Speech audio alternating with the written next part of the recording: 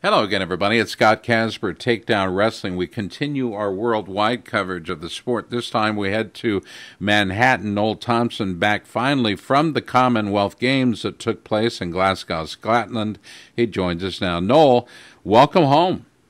Good to be home, man. Good to be home, but I had an enjoyable time in Glasgow for sure. You hosted Prince Edward of England. You hung out with the Prince of Malaysia, who I understand is in the IOC. There's plenty of IOC members in attendance at the Commonwealth Games. Can you describe first and foremost what the Commonwealth Games are and why they're important to the sport of wrestling? Absolutely. The Commonwealth Games, what the Commonwealth is the 71 nations that are comprised of English-speaking countries that had at one point or still today some sort of allegiance to the Queen of England. So all these Commonwealth countries typically have a lot of HRHs, so which is His Royal Highness. So that means some kind of royalty in their country. So like in Malaysia or Scotland, you have a lot of royal figures that kind of attend these games. Majority of the IOC members, I would say about 45% of them are from Commonwealth nations. So in terms of the Commonwealth Games, it's the only English-speaking games apart from the Olympics. So, example, the United States participates in the Pan Am Games, which is a majority Spanish or Portuguese-speaking games, while the Commonwealth Games are the only English-speaking games, and they also have the Francophone Games, which are the French-speaking games. So the Commonwealth Games is a pretty big deal. The reason why the United States is not involved in the Commonwealth Games is because the United States had this thing called 4th of July, which had a Declaration of Independence. So we have no allegiance to nobody but ourselves.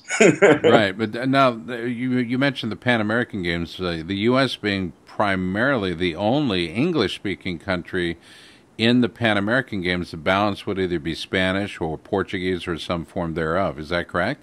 Sure, yeah. In United States and Canada are the biggest of the Pan Am Games, and then you also have the Caribbean countries who are half English-speaking and half Spanish-speaking, but majority of the countries there that make up the Pan Am Games are of Spanish or Portuguese-speaking nations. So in terms of goodwill enterprise, the Commonwealth Games are an excellent opportunity for the U.S. to be involved, at least in PR, in a PR position. Obviously, you served that position well. You were everywhere, including being next to the Prince Edward of England. That serves a lot of, actually, it serves a lot of different causes, including our position and our desire being the IOC or the International Olympic Committee, the United States Olympic Committee, to remain involved in some way. But it really does a lot of things for us politically, doesn't it? Absolutely. I think you have to stay visible. That visibility, out of sight, out of mind, means out of touch and out of the Olympic Games. So, we have to stay visible as a sport. The Nalalovich attended the opening ceremonies. I was able to go to the back half of the games and visit with Prince Edward of England and take him to his first wrestling match. I mean, it was pretty incredible to sit with a guy who's of the highest royal family in the world and pretty much go through the basic steps of how a wrestling match is conducted. And we're fortunate to watch. It was an English men versus Nigeria in the bronze medal match. So his first match, he saw England win a medal, and and just him observing and being able to talk and discuss and how important wrestling is to the Olympic movement. I mean, those guys have become advocates for us. I mean, as we begin to stay more involved in the Olympic movement, our visibility is of utmost importance. I was fortunate to be able to go to the Commonwealth Games and represent as Secretary General of Jamaica, because Jamaica is a Commonwealth country. It really binds the U.S. and Jamaica and Commonwealth nations, the Olympic movement, wrestling, so many different political intertwine that's happening for wrestling in a positive light, where before we were really, not really visible politically in the Commonwealth Games. Now, in terms of medals, how did England do overall? England had about 3 medals, I believe. The most dominant countries in wrestling. You're talking wrestling specifically, right? Correct, So correct. the most dominant countries in wrestling was India, Canada, and Nigeria. I would say were the top 3 countries. So all the guys and gals that won were top-notch wrestlers. I mean, you had the world champion from India there. You had a couple Olympic medalists there. The Commonwealth Games for some of these countries are as important as the Olympic Games because this is, the Indians that won, they got $7,000 for bringing home. Not the Indians, the Nigerians that won got $7,000 for bringing home gold. So it was a pretty big deal to be a Commonwealth Games champion. I mean, you have some of the fastest runners in the world, Usain Bolt, obviously. You have, it's just an unbelievable sports experience. And the head of the Commonwealth Games is also a friend of mine who's also a wrestler as well. So it's great that finally, wrestling is getting a lot of good political momentum. And me being present in Scotland and having a Macallan gold with, the Prince and Malaysia and England and the CEO of the Commonwealth Games and also the head of the World Anti-Doping Agency, Sir Craig Reedy, is very important for us to continue to stay visible in the IOC movement. Now, noticing the sponsorship of the Commonwealth Games compared to, say, a majority of the sponsors that take part in the Olympic Games or even in the World Championships, you had British Petroleum, for example, Ford Motors, UNICEF as a charity partner. The Commonwealth Games sponsored by Scotland, United Arab Emirates, Virgin Media. Gold Coast, by the way, will be the next sponsoring country or area, and this is such an important time for wrestling to not only maintain but to grow its presence in the Commonwealth Games and in the countries that are participating. Can you talk about that? Absolutely. I think that as there are more Commonwealth countries that grow wrestling, that makes us much more visible in the elite group. I mean, the Commonwealth is the royals, right? So it's an elite group of folks. Those are the same folks that voted on us being removed from the Olympics. So we have to, as a sport, continue to align ourselves with these different, sub-pockets that really make up the whole Olympic family, right? So the Commonwealth is part of that Olympic family, and wrestling is the oldest member of the Olympic family, and we need to continue to educate the Prince Edwards and Prince of Malaysia. It's funny, I went to see the Rugby Sevens gold medal match between South Africa and New Zealand in the box with the Prince of Malaysia, and we were talking about wrestling. This guy was a squash guy, and he's talking to me about how we can help squash in the Olympic movement, and now you're in the Olympics. Now we want to get squash in the Olympics, and that's how you work together. And that kind of relationship, and him appreciating me being from Jamaica and saying, hey, Noel Lalovich is what a great guy. You're one of his guys, like one of Lalovich's guys. Thinking about just my presence in his box, he understands there's wrestling in the box.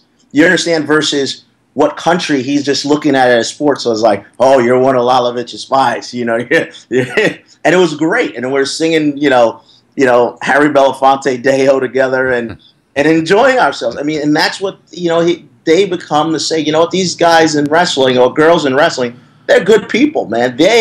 We want to embrace people like this in the Olympic movement. And I think that's very, very important. If you think of the countries involved specifically in wrestling, Canada, India, Nigeria, Cameroon, England, etc. And by the way, one of the finest English coaches for the country of Britain was the former assistant coach at Iowa State University, and that being Les Anderson. He helped put England back on the map when it came to wrestling. Young in his career, but he was brought over to help reunite the wrestling minds, as it were, at the time. So we have an allegiance with England in the sport of wrestling. We have an allegiance with Canada. India is such a rising power. Sure. You saw what Kumar did in wrestling. I think he won a bronze medal, if I recall, at the 86 kilos in freestyle. But then look at what Nigeria did in the gold medal round at 86 kilos. I mean, we saw some countries just absolutely emerge, and these are some countries that are going to pose danger for the U.S., but more than anything, be such a wonderful proponent of the sport worldwide. In order to keep wrestling, I'm a big believer you have to grow wrestling.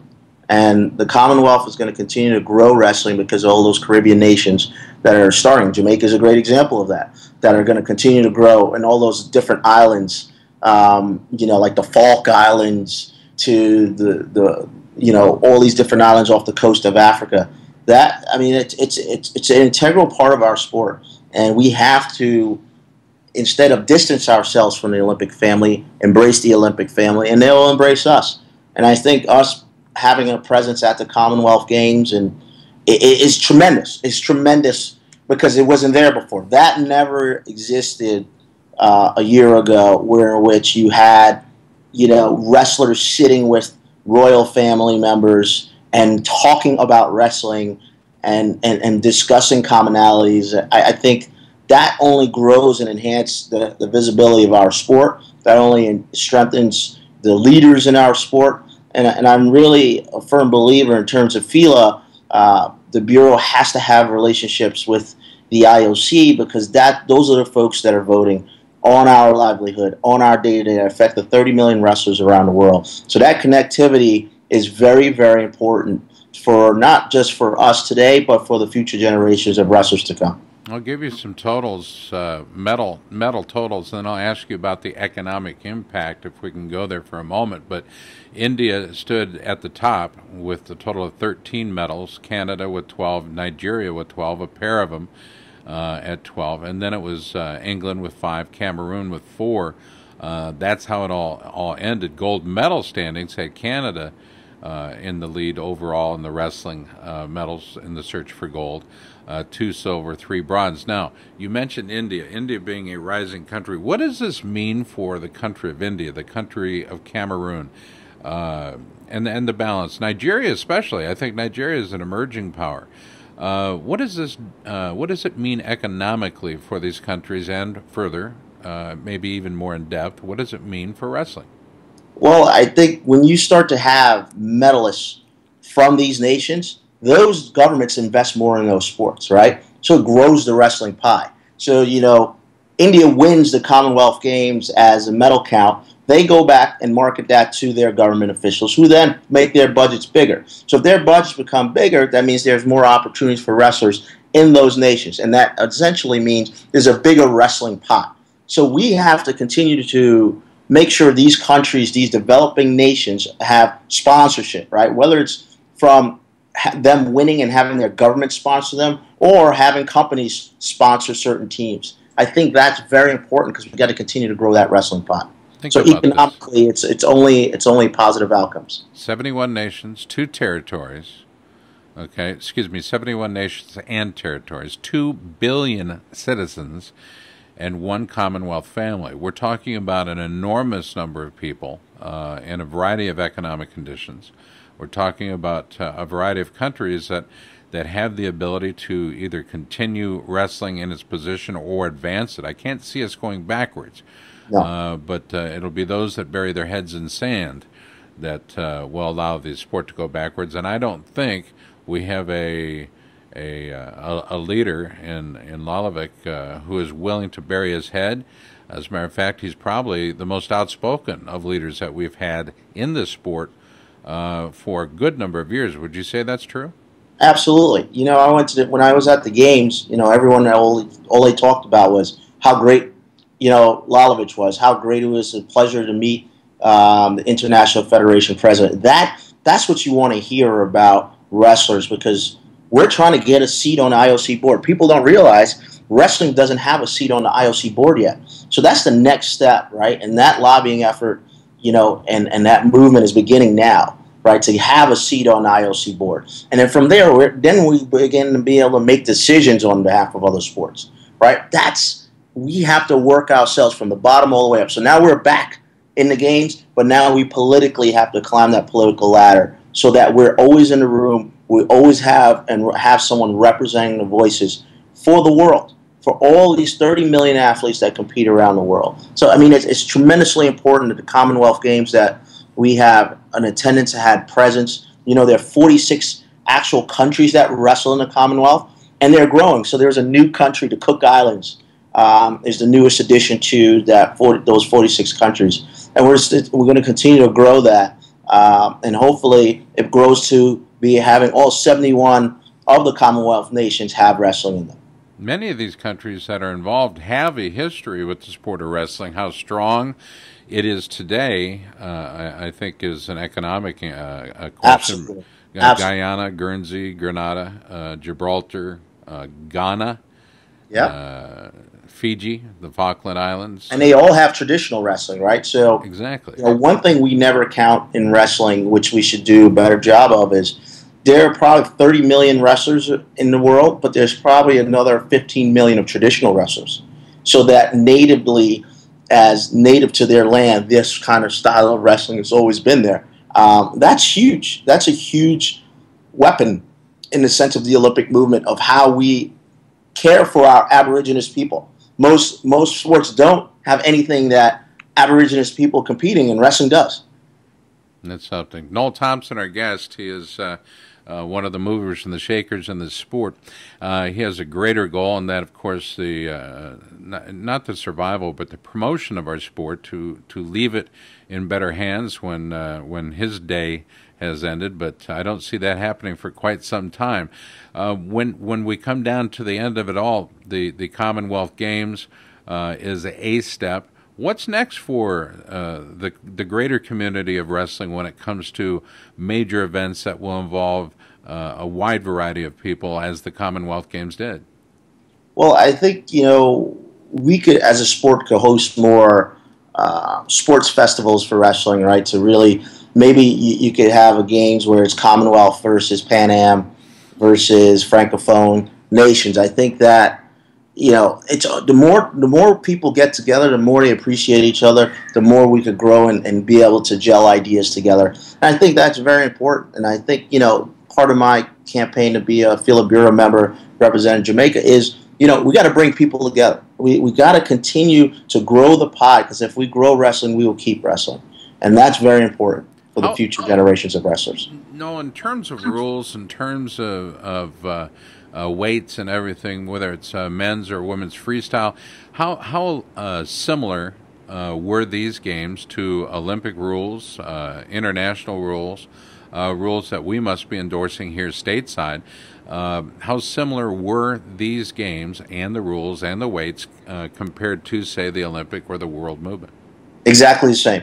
It's the same as, think of the Commonwealth Games as you know, World Championship. They are FILA sanctioned. It's a FILA sanctioned event, and it's held at the highest level. So you go into the stadium, the Commonwealth Games. It's the same way it was done in London.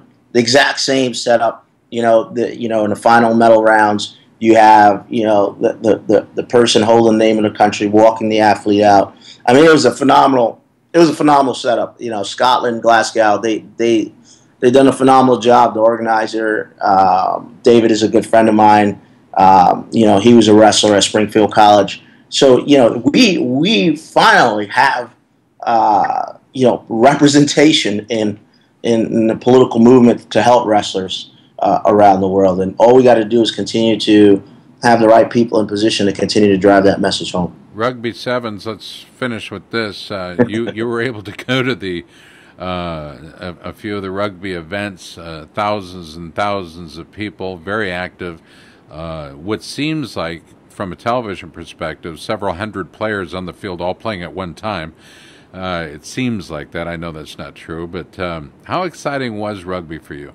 I tell you, it was my first rugby sevens match in Ibrox Stadium, which is probably the oldest football stadium in the world. I mean, to watch, it was like watching Iowa versus Oklahoma State. You know, legendary match. You know, you had New Zealand versus South Africa, and I mean, in the stadium there was about 50,000 people cheering, dancing, singing. 170,000 people attended overall. And to watch it with the chairman of the Commonwealth game, Prince Imran from Malaysia, as I call him, Pete. I mean, it was unbelievable. I mean, we. Coincidentally, I don't call him that, by the way. So me and Pete became good friends, and it was unbelievable. I mean, that was the hottest ticket of the games. I mean, the second biggest ticket probably was in athletics, to watch Usain Bolt. And it was great to be, representing Jamaica at the Commonwealth Games. So I was with the Minister of Jamaica and the Jamaican Olympic Committee there, as their guest. So it was just, it was a very, if I wouldn't have understood the magnitude of the Commonwealth Games and what it had, not just on wrestling, but on sport overall. It's an integral part in the Olympic movement and is one that we should embrace and utilize our Commonwealth prowess within the wrestling community to get there. And for those of you wondering who ended up with the gold medal at the Commonwealth Games in rugby, it was South Africa with 17, New Zealand 12.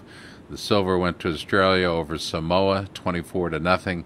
And they're an Olympic sport now. Yeah, well, let me tell you something. They should be. That's going to be a great ticket to watch, that rugby sevens. It looks like wrestlers on a field that are running all over the field. I mean, it's a wrestling match. You got a hand fight to get the ball. I mean, I was telling Prince Imran, I said, listen, I would have been an unbelievable rugby sevens player. You would have been.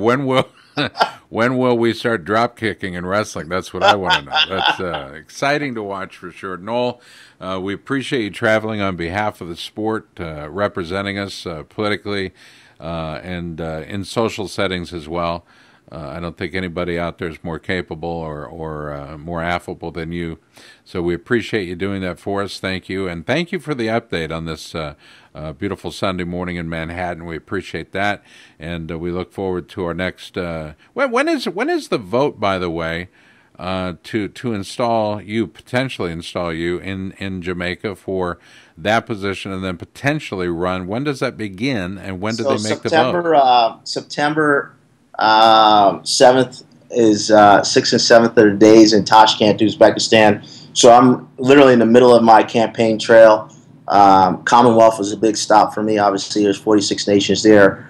Prior to that, I went to Mexico City to the Pan American Championships, and I spoke to all the congressional members of all those different congresses. So 22 nations. I spoke in Mexico City. Spoke in front of 46 nations at the Commonwealth. So the campaign trail is going great.